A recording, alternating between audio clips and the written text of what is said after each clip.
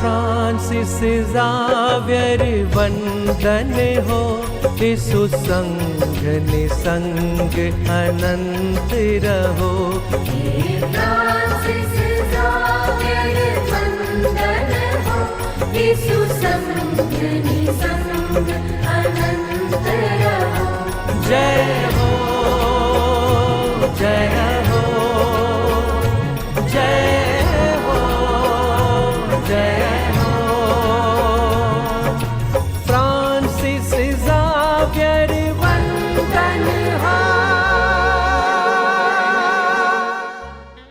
સંત ફ્રાન્સિસ ઝેવિયરની 9 દિન ભક્તિના બીજા દિવસનો વિષય છે ઈશ્વરની દયામાં નિર્ભરતા. જીવનમાં અમુકવાર એવી ક્ષણો આવે છે જ્યારે આપણને બધું અસ્પષ્ટ લાગે છે, યોજનાઓ ભાંગી પડે છે, લોકો આપણને સમજતા ન હોય અને આપણે એકલવાયા બની જઈએ છીએ. એવા સમયમાં સંત ફ્રાન્સિસ ઝેવિયરનું જીવન આપણા માટે એક ઉર્જાનું સ્ત્રોત બની જાય છે.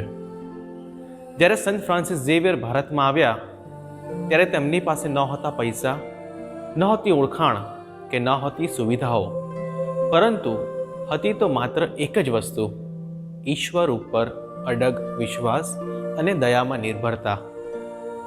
દયા એટલે ફક્ત માફી નહીં, પણ ઈશ્વરની નિકટ જવાનો માર્ગ.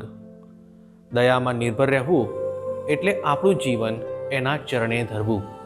આપણે પણ ઘણીવાર પોતાના પ્રયત્નોમાં વિશ્વાસ રાખીએ છીએ, પણ જ્યારે બધું હાથમાંથી નીકળી જાય ત્યારે ઈશ્વર આપણને શીખવે છે, પ્રભુ ઉપર તું રાખ વિશ્વાસ, તને કદી ના કરશે નિરાશ. અને સંત ફ્રાન્સિસે પોતાના જીવન દ્વારા આ જ બતાવ્યું છે. ઈશ્વરની દયા પર વિશ્વાસ રાખનાર કદી નિષ્ફળ થતો નથી. તો આવો સંત ફ્રાન્સિસની મધ્યસ્થી દ્વારા પ્રાર્થના કરીએ. હે દયાળુ ઈશ્વર, સંત ફ્રાન્સિસની જેમ અમને પણ તારી દયામાં જીવન જીવતા શીખવાડો. હે પવિત્ર સંત ફ્રાન્સિસ, તમે રાત દિવસ જોયા વિના અસંખ્ય લોકોને ઈસુનો સંદેશ આપતા હતા. તમે ઘણીવાર સમકાલીન ઈસુપંથીઓની ઉદાસીનતા જોઈ ઉદાસ થઈ જતા અને તેમને ઢંઢોળી નાખવાનું તમને મન થઈ જતું. ઈસુપંથીઓ, માનવ જાતની મુક્તિ અર્થે તમારી તમામ શક્તિઓ કામે લગાડો, એવા પોકારો પાડવાની તમને તીવ્ર ઈચ્છાઓ થઈ આવતી. ઘણીવાર ઉપદેશ દરમિયાન તમે પાપીઓને પસ્તાવો કરવા અનુરોધ કરતા, શોષણખોરોને સખત ઠપકો આપતા, દરેકને વધસ્તંભ પર જડાયેલા ઈસુ પર શ્રદ્ધા રાખવાની વિનવણી કરતા.